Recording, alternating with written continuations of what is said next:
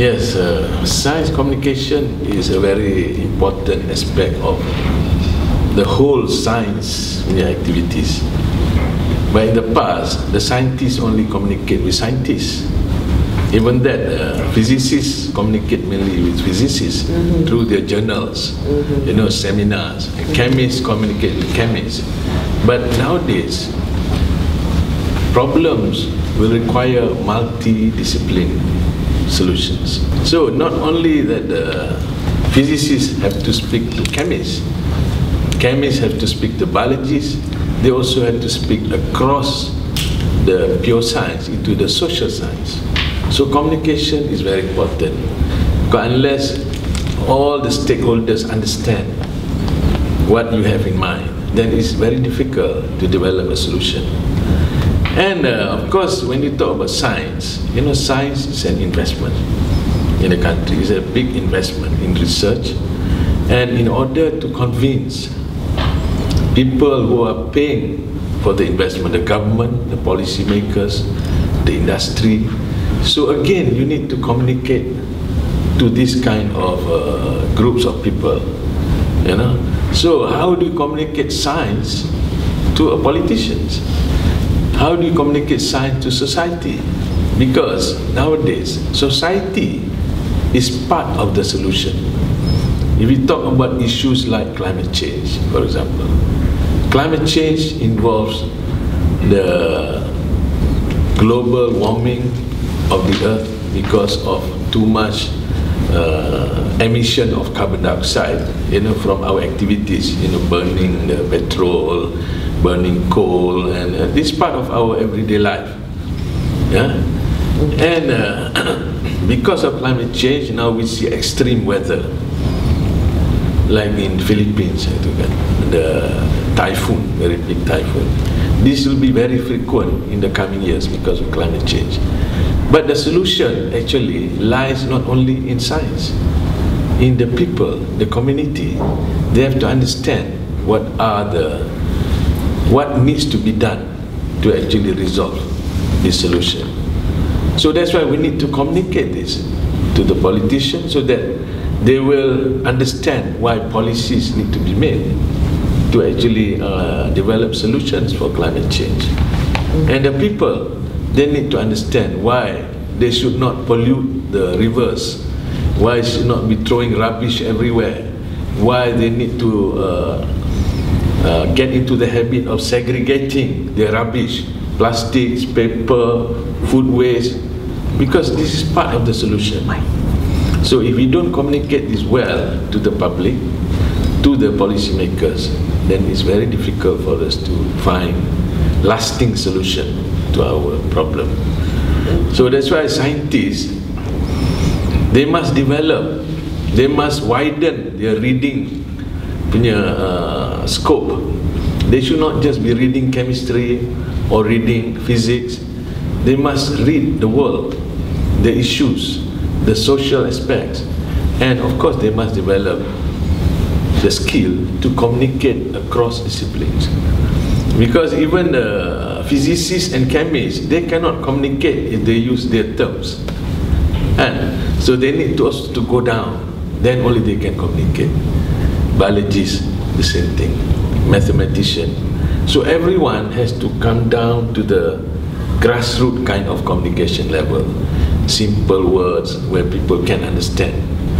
And if this is not done, and in fact this issue of science communication is a global issue. I just came back from this IASA. I was asking them, who reads your results, your studies? Who reads it? Does the public read this? So you need to get into a language where public understands.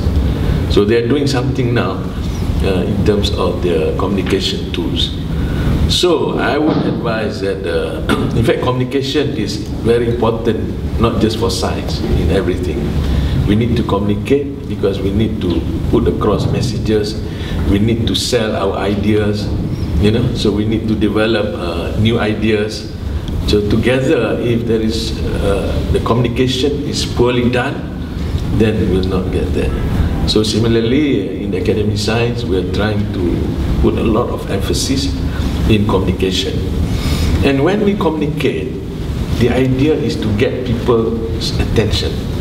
The first thing when you communicate, you must get people to want to read whatever you want to write. So that's why we must always relate our writings to issues that the common man can associate with. Always to get their attention. And in Malaysia, of course, the wider readership is on gossip. People like to hear gossip, and they like to read if it is controversial. So that's also the things that we should adopt. Not controversial in the sense that it will hurt people. Controversial just to highlight the controversy surrounding certain issue to get them to read. Once they get to read, then they get to read the other things as well. That's the whole idea of communication. But sometimes people don't quite understand that kind of approach. So it's still a lot of challenges actually. Not only to educate the scientists, but also to educate people at the top, who fail to see the approach in communication. Yes, I think so. We need to reach out to the young. So that's why Academy, we're having all these new programs that we are reaching out to the young scientists and the young students to make them understand what science is all about.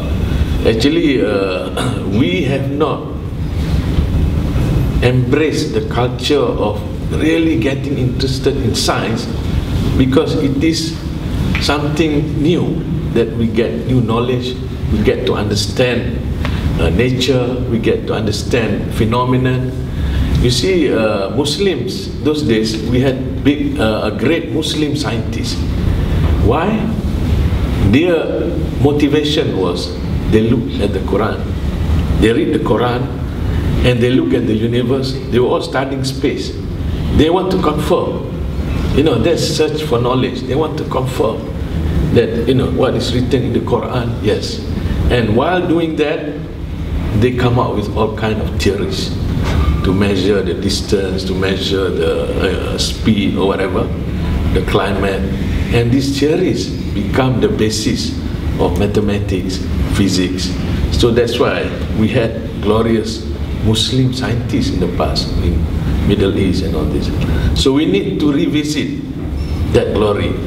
In the Academy, we have started the group on looking at how Quran relate to science, because we want to get people to actually see the beauty of the facts presented in the Quran.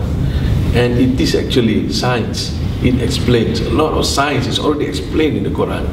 When you talk about stem cell, you talk about all these genetic theories, they're all there. But we just need to find out where they are. So we have started this group, and I think we should even extend this to the students to get them to actually use that avenue to try and understand science.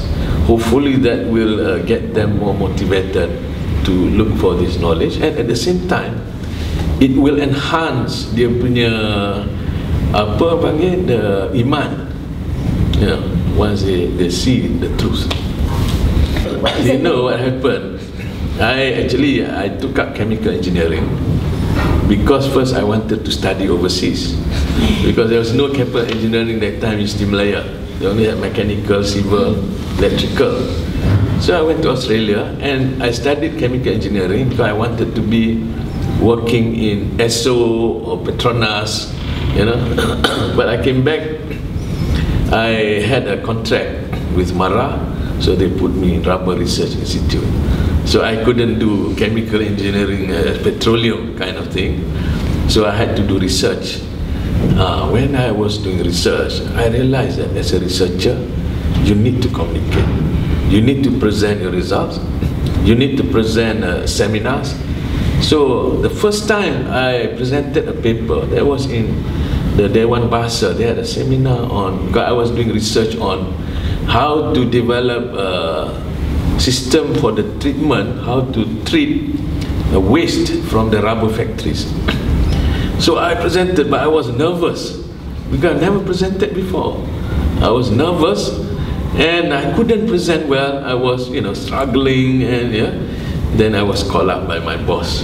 And my boss at that time was Tan Sri Ani Arok, you know, the famous TNB, you know, when the whole lights went out, he was the chief.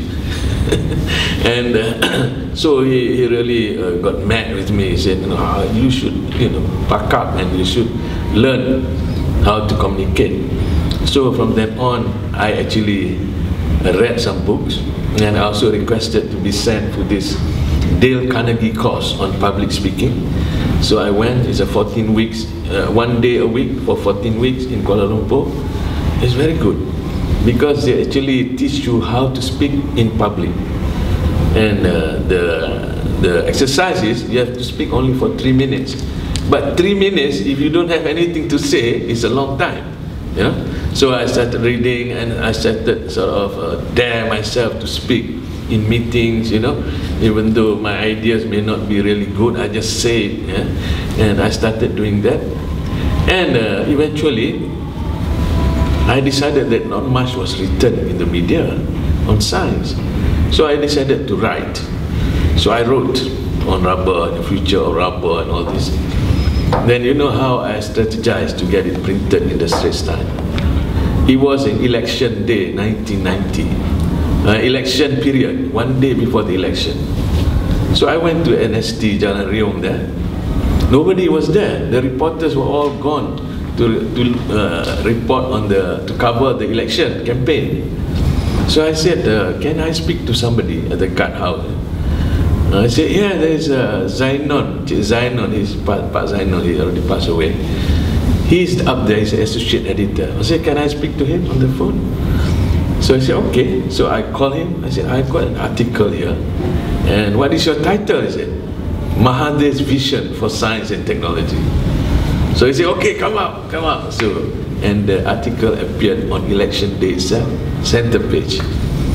Then after that, all articles I sent, they published because they thought I'm a big UMNO man. Yeah? So I didn't have problem there. But the journalist, the associate editor, he was good. He gave me a book to read, Science, Journalism for Non-Journalists. So I read that book. And you see, through talking to people and through practicing, those days we didn't have a laptop. It's all writing and crumpling it, putting it in a waste basket, and writing again. So we were doing that. So eventually, I got the hang of writing. And I got feedback from people. They say that, oh, you're okay, you can write. Because I was told by people in Dewan Masyarakat, Dewan Bahasa, there was a lady there. She told me, don't write long sentence, write short sentence, use more verbs. That's what I did. So eventually, now it's very easy to write because you already got the hang of it. You need just some facts, put it together and write. So I think writing is not difficult, but you need to practice. You cannot acquire the skill without practice. So this is what I found out. And I think it's done good because I'm able to write very quickly on many topics, and this has helped me in communication. So now we are giving courses. I've given courses on writing to USM, MPOB, but I told them, you cannot improve just by coming to this course. You have to practice. And I told them I'm willing to actually, you just send me anything you have written, I will give you my feedback. But the problem is not many people have that interest. So this is the challenge. And if more of our scientists can start brushing up their communication skill, I think this will improve. We have among our fellows some scientists who are very good, like Professor Charlie. He has written, and I have channeled his article to the Straits Times. And we have other fellows, but we need more. So we are actually getting more of our fellows to do this. Yes, I think it can. I've just come back from this trip to London, where I visited the Science Media Centre in London. So they are a small group. Of course, in UK, they've got science correspondents for all the big newspapers. In US, they have this, but we don't have that in Malaysia yet. and we intend to create a science journalism club, that we will propose the other day. But we want to model after this center. They have only 7 people, and these 7 people, I was told, they're all PhDs, but they don't want to do research, they want to do communication. And what they do is that there are a lot of inaccuracies in reports in the media. So they will monitor these reports. Where there are inaccuracies, they will get their expert scientists to actually give the real story, and this is fed back to the media. So they work very closely with the media and with the scientists. So in this way, I think the public is not being bombarded with facts which are inaccurate, because if these facts are inaccurate, this can influence public perception. And we are now going into a lot of business areas where there are a lot of things that need to be understood on the science. For example, the rare earth, the Linus,